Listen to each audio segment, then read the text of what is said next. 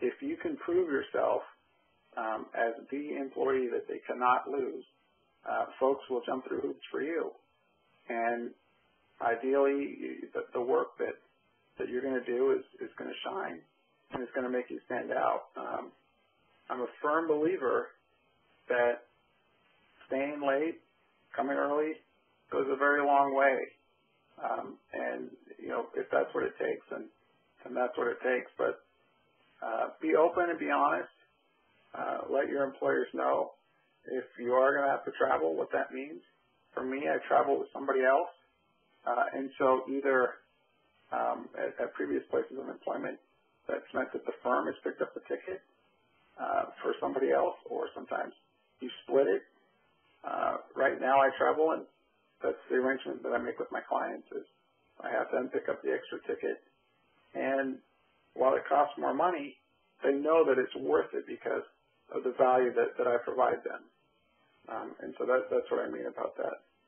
So I try and take advantage of whatever services I can. There's a service here called Metro Access that I take advantage of that drives me into work, also drives me back. In the summertime, I take the Metro. Very fortunate on the East Coast to have great public transportation systems. I recognize that might be harder in other areas. But I've been very fortunate, like I said, to work for some good folks and to put myself in a position where when I have needed accommodations, they've been taken care of and addressed to my satisfaction. Can I share one last thing about that? Just one last thing with the accommodations. Sometimes they're really simple. I was talking about sort of complicated things like getting computer programs that are designed for people with disabilities, but sometimes it's just a matter of being creative and coming up with something that you need.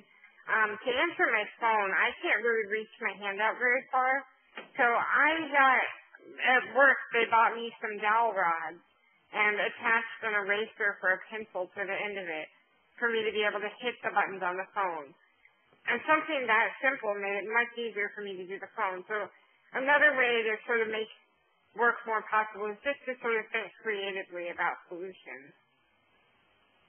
And I agree with that. I own stock in those hand back scratcher things, the long stick with the hand on the end. Oh my goodness, that has saved me on 1,000 issues.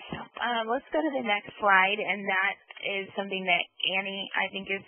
Oh, we skipped the resources. Okay, we'll go to questions, and maybe not. So we purposely, we were originally going to list some resources here, but what we decided we will do is we will post those on the website along with these slides. So I would like to thank all three of our panelists for being so candid and open and sharing your experiences and your expertise with us this evening.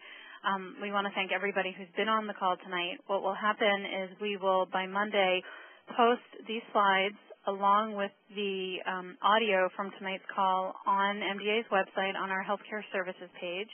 What we will also do is post a Q&A. So if you have questions, and I know a lot of people have been sending us terrific questions as we've been going through, we will ask our panelists to answer those questions, and we will post all the questions and answers so that everybody has access to them along with these slides on Monday.